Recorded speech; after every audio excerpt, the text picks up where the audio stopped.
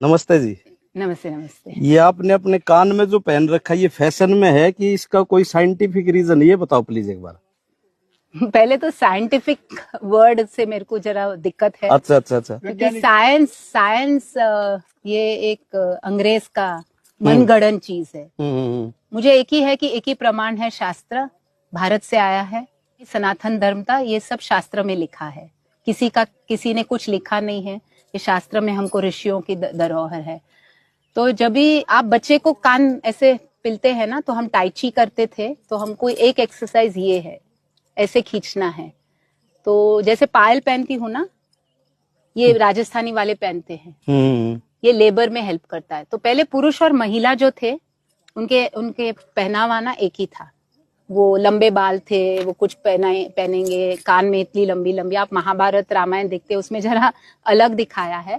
But वस्त्र जो था, अंग वस्त्र, पुरुष ऐसा पहनेगा और लेडीज ऐसे पहनेंगी। स्टिच कपड़ा हम नहीं पहनते थे। तो पुरुष महिला एक तरह की वस्त्र पहनते थे। और दूसरी बात है कि ये जो चीजें थी, ये जो बिच्छू, इसको क्या बोलते हैं, टोरिंग, और ये नाक का, सिर्फ ये अलग था पुरुष और महिला में। तो ये इसके लिए है कि लेबर पेन में आपको आसानी हो। तो कान में ये टोचा गया था, ये आपका प्रेशर पॉइंट्स, जैसे टाइची में बोला जाता है ना, इसको हम खींचते हैं 1 2 3 4 36 टाइम्स। तो टाइची में किधर से आया? तो ये मेरी माँ बोलती थी ये नाक का बनवा दो। मैंने बनाया नहीं शादी के टाइम, बाद में बना दिया। तो ये सब बहुत ही स्वाभाविक, नेचुरल था। मेरी माँ 3rd स्टैंडर्ड फेल थी, तो ये सब चीजें उसको मालूम थे। मेरे पिताजी को मालूम था कि हम बोलते हैं इडली बहुत अच्छा है, फर्मेंटेड फूड है, 4 बजे के बाद दाल नहीं खाना चाहिए, प्रोटीन है, 6 बजे से पहला खाना चाहिए। तो ये साइंटिफिक नहीं था, ये हमारा जीवन शैली थी। ये वापस आएगा तो बीमारियां, अभी तो सब बीमार है।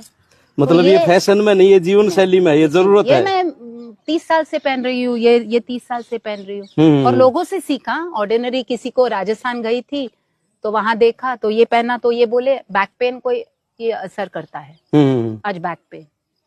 तो आपको कुछ फायदा मिला ये पहनने से? 40 साल से वेस्टर्न मेडिसिन लिया नहीं मैंने। अच्छा। नहीं, सीरियसली है, प्रॉब्लम्स है, क्योंकि कुछ ना कुछ होता है, ट्रैवल करना होता है, ये होता है। वो आप, बट हम जीवन शैली अपनी एक बात और बता रहे थे कि सोना कहाँ तक पहनना चाहिए और चांदी कहाँ तक, वो भी आपने पहले मैं ये बड़ी बड़ी, आज जो करते हैं ना बड़ी बड़ी आर्टिफिशियल चीजें, वो मैं 20-30 साल पहले पहनती थी। तो मेरी माँ बहुत गुस्सा करती थी, नहीं पहनना चाहिए, दरिद्र होता है ये। तो सोना कमर के ऊपर से पहनना चाहिए। एक स्वामी जी ने मुझे बताया कि ये क्यों ऐसे बड़ी बड़ी ये सब पहनो मत, आपका त्रिदोष का इम्बैलेंस हो जाएगा। तो आपका संतुलन, संतुलन त्रिदोष जो है, वात पित्त कफ, तो ये कोई देखता नहीं है। और 80% 90% आज बीमारियां वात के वजह से है, सबको वात का प्रॉब्लम है।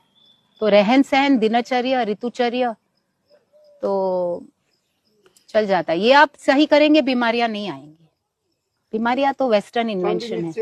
हाँ, कमर तक सोना पहनना है और कमर के नीचे चांदी होना चाहिए। तो ये कंदूरा जो बच्चों को पहनते थे, ये सब लेडीज वहां राजस्थान में पहनती थी, मेरे को दिखाया तो बनवा के लिया फिर।